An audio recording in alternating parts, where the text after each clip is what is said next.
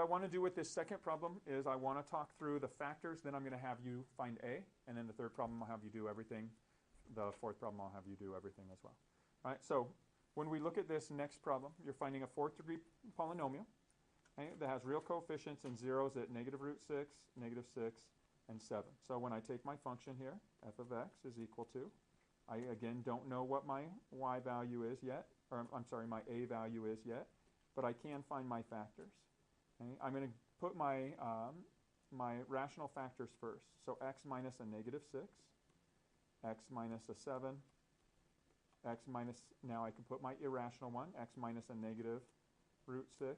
And because I have a radical, I also need to include its conjugate pair.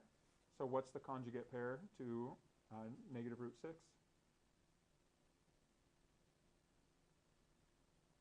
It means that positive root 6 is also going to be a 0, which gives me a factor of x minus root 6. Okay, and once I have all of these factors, I can go ahead and solve for a by using my function notation. So negative 1050 is equal to, I don't know my a, but if I plug in my value for x of 1,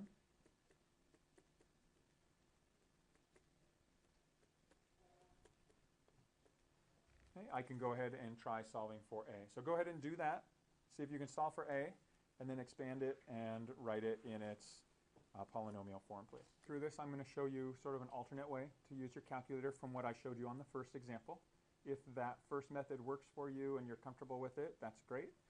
In this one, it may allow you to be more efficient so that you can enter things fewer times. And so what I'm going to do with this second example here is I'm going to take my base function right here before I find what my leading coefficient is, and I'm going to enter that into my equation editor, so diamond F1. And I'm going to enter these as factors. I'm going to leave nothing for the a, but I'm going to write my factors x plus 6 times x minus 7 times x plus square root 6, close off the radical and close off the factor, and then x minus square root 6, close off the radical, square off, or close off the factor.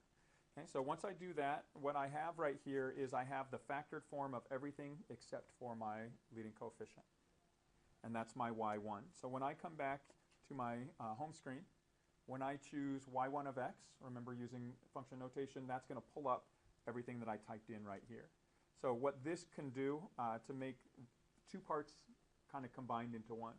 So here when I work through this problem right here, so I go to F2 solve, and I'm going to put negative 1050 is equal to, I want to solve for a, so a times, and instead of having to write each of these individually and enter the corresponding value that I'm substituting in for x, what I can do is what allows me in function notation to substitute a value in for all my x's.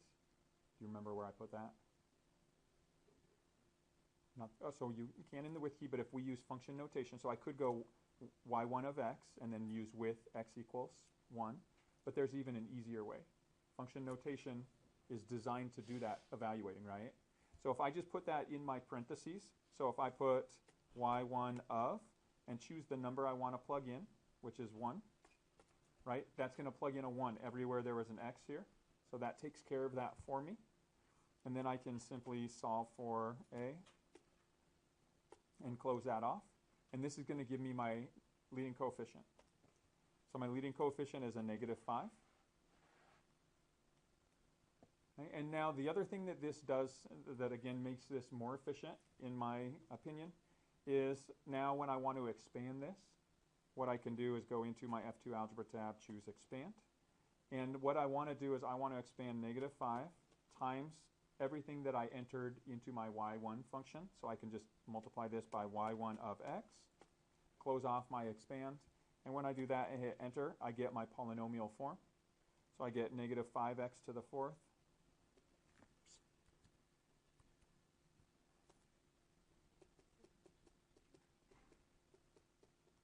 okay, my next term plus 5x cubed plus 240x squared. Minus 30. Now notice I ran out of display room, so it has the arrow. So I need to move up and scroll over. So I have minus 30x. And then the last term of minus 1260.